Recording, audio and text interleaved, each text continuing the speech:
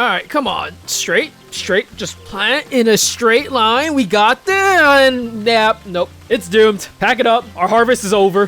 Hey everyone, Zirin here, and here we are with Sakuna of Rice and Ruin. If any of you have checked out my Nintendo Switch or Gamescom reaction videos, you will know that's when I first saw any notice of this game.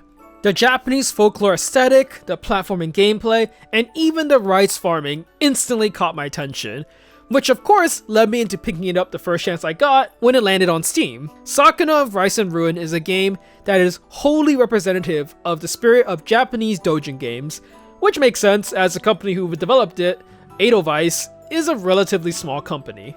Now, what do I mean by that statement? Well, I think Japanese doujin games are really known first and foremost for their innovation. While these games are not very polished, they always try to do something completely wacky, whether it be with an incredibly deep gameplay system, or with the way it conveys its story. And Sakuna of Rice and Ruin is no different in that regard. It is a beautiful game with one of the most in-depth farming systems I've ever seen in this kind of farming action simulation game, which you think would be a complete rarity, but I've seen plenty of games like Rune Factory try their hand at this sort of thing. It's got a heartwarming story to tell, a mishmash family to bring together, and a fantastically nostalgic soundtrack to back it all up. It's also definitely rough around the edges. I think the farming, while incredibly deep and nuanced, is probably way too convoluted for most people to want to navigate, as Sakuna isn't just a farming game, but a farming action hybrid. Still, I think there is a lot to love about Sakuna outside of the farming, and even that itself might be really fun with the right mindset. As always, I like to start out with the premise. Sakuna of Rice and Ruin is about the eponymous character Sakuna, the spoiled daughter of the war deity Takerebi-sama and the harvest deity Toyohana-sama. Living off her family's storage of rice, she lives like a complete sloth at the capital. However, a chance meeting with a group of humans who stumble into the holy capital leads to her accidentally blowing up the storage house for the offerings meant for Lady Kamuhitsuki. This culminates with Sakuna being banished to the Island of Demons, unable to return until they have exterminated the demons and reclaimed the island. The humans are also unable to return until the bridge reconnecting the two worlds reappears, so they just kinda get sent with Sakuna to help her out, sort of as like a penance. For better or for worse, the story of Sakuna is incredibly simple. There are no crazy twists, which any reader won't see coming a mile away, no super underlying conspiracy that honestly I've come to grow to expect just playing games. It's just a straightforward tale about a spoiled brat who learns to care about more than just herself. For this kind of story, the overall plot wholly isn't important, but rather how much you enjoy the cast, the development they receive, and their interactions between each other is what makes or breaks it. As for Sakuna of Rice and Ruin's cast, well, let's talk about that. I think the setup of the family dynamic in this game is a really interesting spin. The 5 humans that end up landing Sakuna this entire mess are not an actual family, but rather 5 strangers who've been brought together due to circumstances. As for why they're together now, the game doesn't reveal that until much later in the story, and I think it's nice to not have a background story shoved in my face, but instead let it naturally unfold as you progress through the game. It also makes sense in context as Sakuna doesn't care one bit about them in the beginning, and you only learn more about them as Sakuna herself starts to warm up to them. To me personally, what Sakuna excels in the most is the presentation of the game. I really love the Japanese folklore aesthetic they have going, and I think the 3D art style they chose really fits with that aesthetic as well. How Tanoemon has this giant nose, how Sakuna's face constantly shifts between tons of different expressions. The anime chibi is just really darn cute. While the cast isn't particularly groundbreaking, the voice actors, at least for the Japanese version, do a fantastic job of speaking in incredibly old and antiquated dialects. It might help that I'm not too familiar with the rural tones that Kenta and Yui are trying to emulate, but it sounds really good.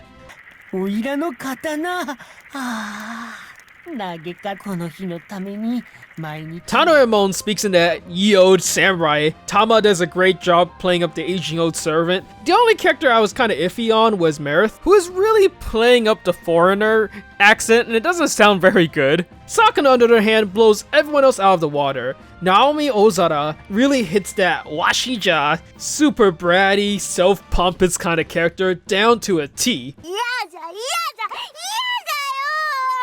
都を離れたら死んでしまう。Even when she grows personally throughout the story, her voice acting really helps in grounding her as a character, that she's still bratty and impulsive, but also that she truly cares for others by the end.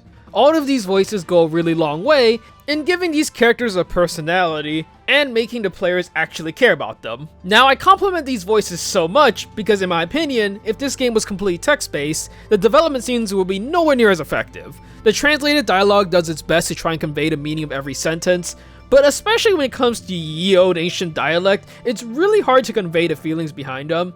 Also, to be completely frank, the developments every character goes through isn't very nuanced. Much of the things that you expect to happen in this kind of story happens, and it would be fine if it was done really well, but some of it feels kind of half-baked. An easy example would be the moment when Sakuna, after the first year of living in these impoverished conditions, snaps and attempts to run back home. We all knew this was coming since Sakuna acts like a complete spoiled brat, but usually this is also when someone teaches her a lesson and when she begins to finally warm up to the pseudo family. Instead, she attempts to escape only to come back because she realizes that she can't escape because they got here by boat and it's really dark. They kind of half-ass something at the end of the scene, but it's really weak and ultimately feels like the scene is missing the resolution part of it. They later reference this scene during the pivotal growth moment, but you know, it still makes it feel like this scene is only there because it needs to be there. Sakuna of Rice and Ruin has a ton of cutscenes, and they fluctuate between being pretty good to again a little forced and kind of weak like the one I just mentioned. Still, the heartwarming atmosphere of the game is fantastic, with a special note going out to the little dinner scene that you have every day, where the characters have unique dialogue with each other, eating whatever food you manage to harvest or catch. It's super cute with a lot of attention to detail, like how Taoemon's portion is bigger than everyone else's, how everyone finishes eating at different times, the little sound effects everyone makes throughout the meal. It's such a small thing, but again it goes a long way to endearing the player to these characters. Music is also great. The easiest way for me to describe it, it's basically like Muramasa the Demon Blade by Vanillaware, mixed with the Ganbare Goemon series. Now, I realize that statement probably doesn't mean much to most people, so I'll try to expand on that. Basically, it's a mix of what you probably imagine to be ancient Japanese folklore music, so heavy use of elements like the koto and taiko drums, alongside much more heavy action-packed tunes during the platforming stages, which use similar instruments, but in a much more energetic fashion. All the music throughout this video has been from the game's official OST, so what you're hearing right now is what you should expect. So far, I've complimented the heck out of Sakuna of Rice and Ruin, and that's again because I want to talk about everything that made me love this game, and what I thought were its greatest strengths. The astute viewer out there might have noticed, I haven't even spoken a single word about the gameplay yet. Now, it's not because the gameplay is bad or anything. In fact, Sakuna's gameplay is what makes Sakuna of Rice and Ruin so incredibly unique. No, the reason why I saved it for last is because the gameplay is definitely the part where I think the game is both the most unpolished and the most exciting. It is what will determine whether Sakuna is a game that you might find worth playing or not. Personally, I find it a ton of fun, but I can also see where it might become tedious, and part of it I thought could have been done way better. Sakuna of Rice and Ruin is a game consisting of two distinct gameplay sections, both of which are incredibly important and work in tandem with each other.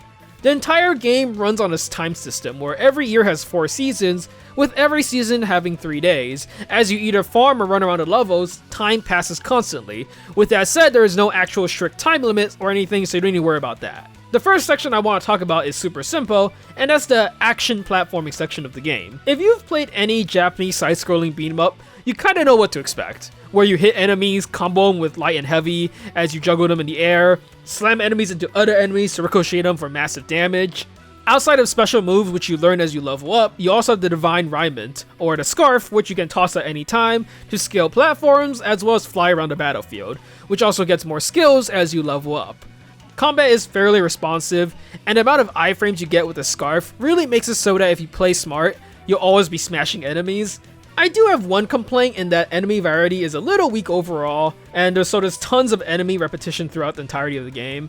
But on a side note, it's also really nice that the game has a lot of hidden collectibles strewn throughout the stages, which really rewards exploration, with some of these hidden collectibles being very important, like mask equipment, which give very important buffs. While these stages are the main blockades that gate progression and determine what part of the story you are on, they are not how Sakuna gets stronger. The progression of Sakuna's level and stats entirely depends on the second gameplay section, which is the all-important rice farming.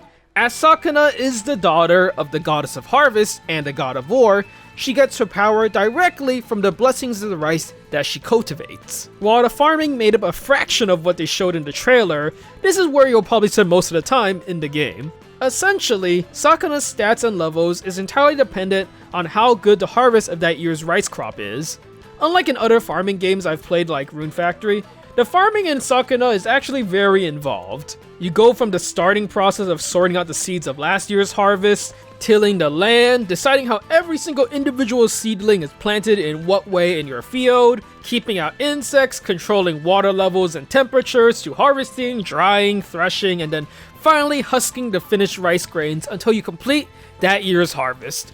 Honestly, the amount of factors that go into how well your rice performs is a bit overwhelming. Every grain of rice has 6 stats, which each correspond to one of Sakuna's 6 main stats, and every single variable affects one of these 6 stats, like the water level and temperature every single day, which varies by time and temperature, the placement of plants between each other, and the fertilizer, which itself is based entirely on what ingredients you put in every day from venturing, just to name a few.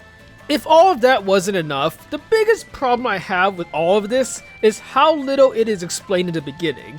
This part makes sense in context, as Sakuna herself has absolutely no idea how to farm, so as you farm, you get more knowledge and things become easier. With that said, even this process makes sense in terms of the story, that doesn't mean it feels good. Your first harvest, you are pretty much entirely lost since you are given none of the information needed. Since Tanoemon has absolutely no idea how to farm, all he tells you is water up to Inko level, but what does that even mean? You are given pretty much zero information, to the point where you can't even tell what the water level is, what the temperature is, until partway through your second harvest, after you accumulate enough farming EXP. This game withholds information about how farming works all the way till the very end of the game. In the beginning, it really feels like you have absolutely no clue what you're doing, and by the end, you realize there are like a million factors that go into farming that it just really isn't worth trying to balance all of it. Farming also has a ton of mini games which pretty much boil down to repetitive movements in order to thresh and hoe the rice. I enjoy these kind of QTEs to a certain extent, and I definitely found them charming at first, but I feel like when a player is hulling rice for like 2 to 4 minutes straight, by the third time it already becomes a little much. As you progress through the game, all these tasks become easier due to the farming EXP you accumulate and the device's Kinta events. At the same time, you have a lot more rice to deal with, so it kinda evens out, and farming is a time-consuming task until the very end of the game. Still, all of that feels alright. A little mind-numbing, but it really does make you feel like a rice farmer. I think the only part of farming that I absolutely could not stand was planting the seedlings, since you have to individually plant every single seedling you have, which easily gets to like 300 to 400 later in the game. The controls for this section are complete garbage, because for whatever reason, Sakuna suddenly operates like a turret, where when you turn the opposite direction, Sakuna swings her entire body 180. For a section that is all about precisely putting your plants into specific spots, this kind of control basically makes it near impossible to finish in a reasonable time frame. During some of the sections, you're given the option to let Taoemon do it, which the game warns you lowers quality. I highly suggest just always leaving it up to him for the planning section, because I spent the first 5 years doing it manually and I hated it. But when I left it to him, I found out that I pretty much got similar results. All of this farming is vitally important, as the stats you get from rice farming are absolutely massive and pretty much is what gates you between sections of the game. For instance, after your first harvest, your stats pretty much quadruple. It's the difference between spending 20 minutes in a boss fight taking eons to kill while dodging, and spending like 3 minutes in a reasonable fight. You quickly fall into a gameplay loop of where you farm enough so that you can move on to the next section of the game, get stuck by enemies that take forever to kill and knock you out in one hit, spend 1 year farming to get stronger, and then take on the next area. Ideally, you only need to farm 1 harvest per area, but I found that when I've had a bad harvest, I would then have to spend additional 1 or 2 years just power farming. Probably the most annoying part of that is how, in Sakuna, everything you collect during adventuring tends to rot exceedingly fast. Generally, every item, unless it doesn't perish, will turn into garbage in 1 to 2 days, forcing players to constantly have to adventure in order to collect enough materials to put into the fertilizer so that their crops can grow, so that they can become stronger for the next adventure. It can get really aggravating, although again, if you realize that there is no real time limit, it's not that bad. The biggest thing I think that you have to let go of to truly enjoy the game is to realize that getting a perfect crop growth every year is pretty much impossible, and it's okay to just spend a year skipping days until the harvest. Unless you truly get into the nitty-gritty of the rice farming and found it incredibly enjoyable. For me, it lost a bit of its magic partway through, and I was very happy that the game automates or massively speeds up some of the processes by the end. Sakuna of Rice and Ruin is overall a pretty fun experience. While I dogged on the farming section of the game, and I found parts of it to be truly annoying to deal with, the planning for instance, I think it's incredibly cool that this sort of thing is even in the game in the first place. They could have just had an incredibly simple toss plant in, water every day once, and then press a button and harvest. Instead, they had all these crazy factors that go into improving individual parts of every rice plant. Tons of factors like balancing water levels and temperatures, having to till the fields, plant every individual seedling in a certain way, do all the necessary steps to improve the rice. It really is a rewarding experience, and discovering how it works for yourself feels very magical. Unfortunately, after the first couple of times, it does become a little tedious to actually go through. I love the overall presentation of the game, the anime chibi art style they went with, the ancient Japanese folklore aesthetic that permeates through everything, from the voice acting the characters have, to the music that reminds me of older titles I've played long ago. Sakuna's voice acting, while annoying at first, grew on me quickly, and by the end I thought she did a fantastic job. While the gameplay is certainly not the most polished experience I've been through, it definitely does feel like the kind of experience that you could only get from a smaller studio, and you can tell that quite a bit of love went into it. If the setting of Sakuna of Rice and Ruin does it for you like it did for me, please do check it out. If you've played Sakuna or some of Edelweiss's other games and want to share your experience, feel free to do so in the comment section. Regardless of the comment, I do read every single one. As always, if you enjoy the content, the like button's down there, subscribe if you want to support the channel, notification bell, and all buttons to get notified when the next one comes out, and that will be it for me. I'll see you later, till next time.